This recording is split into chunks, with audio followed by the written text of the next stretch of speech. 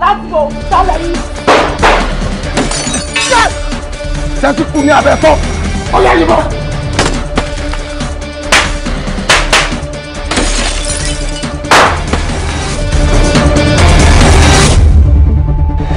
Now wọ́n fún wa ní just 3 months now. Gbogbo ibikíbi tí ìwà bàjẹ́ lè wà láti mú wọn. Sport wo ni incident ẹ ti ṣẹlẹ̀? Do you have an idea?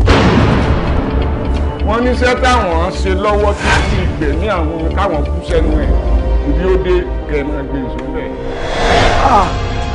Ó lè jíjà.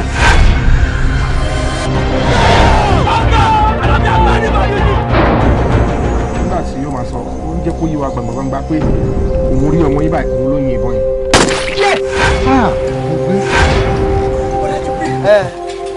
Ó ti pa wọ́n. Tó bá kọ̀ lógi, a máa fọ lẹ́kọ̀ọ́. Ẹjọ́ kí lẹ fẹ́ gbà kí lẹ fẹ́ pa ẹjọ́ tó Ọlọ́run pé kò yé mi. Lẹ́nìkan nú yẹn bá ti kú báwọn, àwọn tó kù ó máa kú tẹ̀lé ní. Kò sí ṣíṣe kò sáì ṣe àbíkẹ́ kú.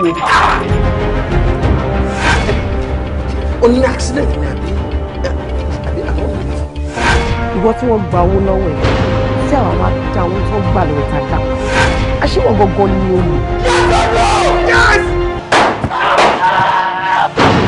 Oògùn tí mo ṣàlérí ní ojoogun ẹ̀ lọ́wọ́ àwọn bàbá ńlá mi.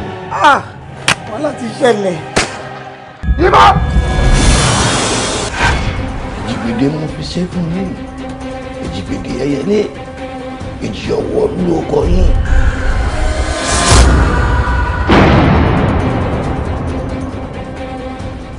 Ṣé kí eyín lọ́wọ́dẹ tó ń bọ̀ ká? Amúdà fún yín ẹ̀ lè fi bẹ́ẹ̀ rí èèyàn. Àìmọye ọ̀pọ̀lọpọ̀ bẹ́ẹ̀ ló yẹ pé wọ́n ń jẹ ìwà tí wọn ò mọ́wọ́ tí wọn ò mọ́sẹ̀.